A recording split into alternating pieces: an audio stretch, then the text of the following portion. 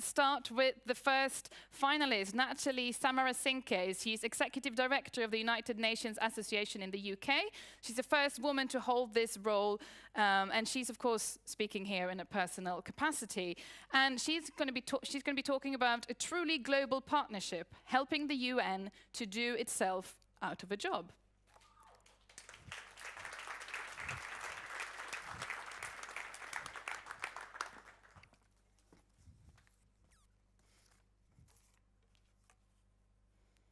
Ladies and gentlemen, it's an honor to be here. The task set by the Global Challenges Foundation is basically my day job.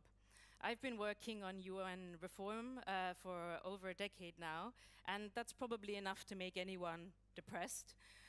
But I keep going for two reasons.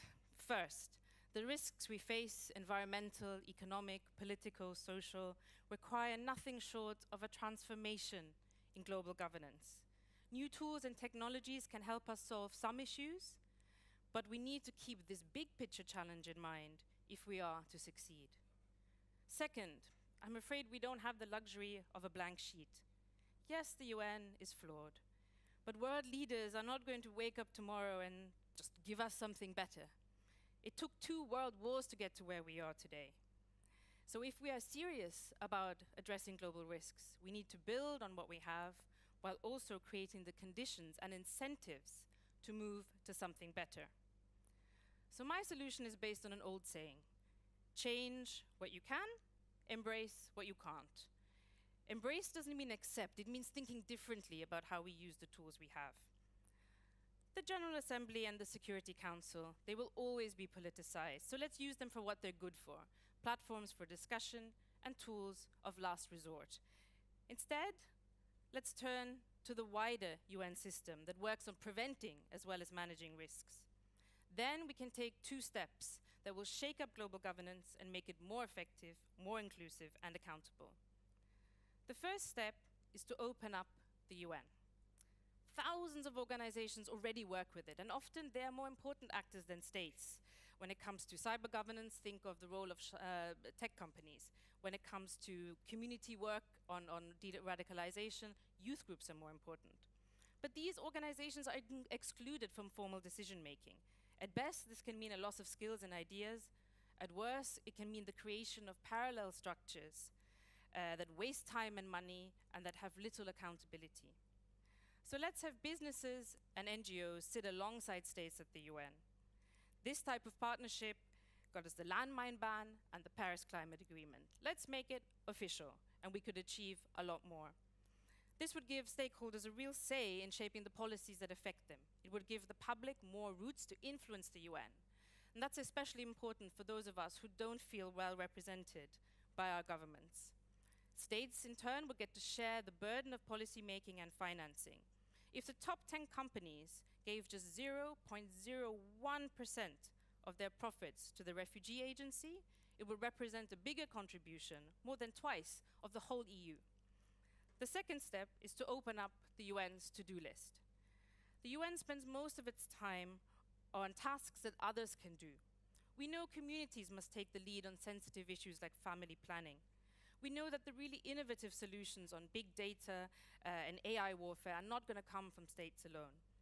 So let's start the world's biggest capacity building drive and transfer tasks from the UN to businesses and NGOs. This would help them to coordinate, to access funding, and to scale up. In return, they would have to accept UN standards as well as scrutiny by experts and the public through tools such as inspections and apps to report problems. This would boost the UN's ability to focus on the things that it does best, that only it can do. At the moment, the UN Human Rights Office has less money than Americans spend on Halloween costumes for their pets. So let's free up the UN's resources so that it can be a global safety net and do more to help states reach the political agreements we need if we are to address conflict and issues such as disarmament and climate change. These transformations build on what we have, because change is easier when it feels like a journey. But what about that all-important first step?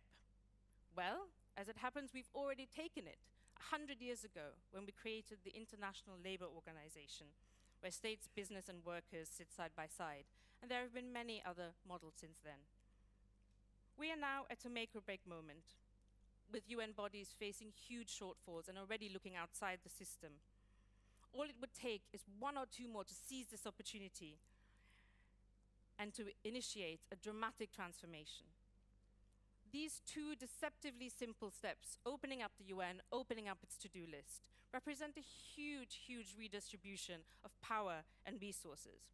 They would help us move organically from our flawed UN to a new form of global governance that provides an inclusive framework to develop and implement solutions like those we'll hear today. And then, the challenge of managing global risks will no longer be up to states or institutions alone, but something that is embedded in communities and organizations across the world in a truly global partnership. Tack. Thank you. Tack. Tack.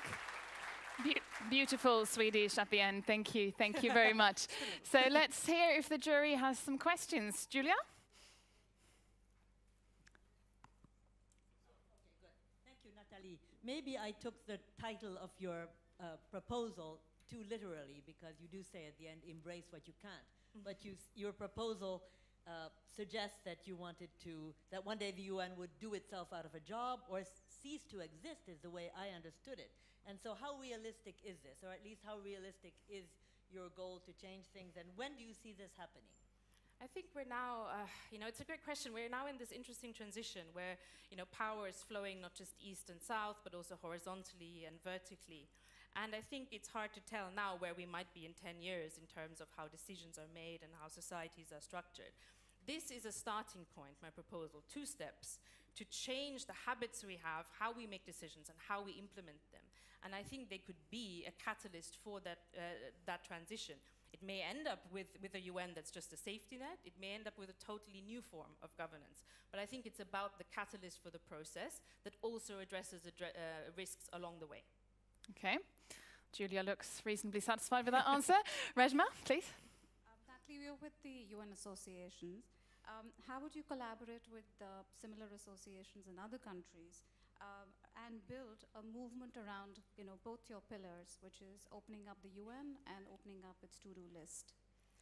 So I think, we collaborate a lot with the 100 or so UN associations and other NGOs around the world. Opening up the UN has been something we've pushed for from the outset, and we heard, I think, Marlene speak about that very passionately this morning. I think what we've seen is that, more and more other partners can appreciate that impetus as well. So this would be really about creating a civil society movement that also works with business and everyone who would benefit and have a stake in opening up this process. And I include governments, in that as well. And finding, is there a coalition? Is there a particular agency that might like to try this out in full? I think if you have a successful model, if you can see it, that always helps. So I think this would be the starting process of building a civil society movement. I was very privileged at UNA UK to be part of something called the 1 for 7 billion movement. That was a coalition of 200 million people, 250 NGOs that changed how the UN selects its Secretary General.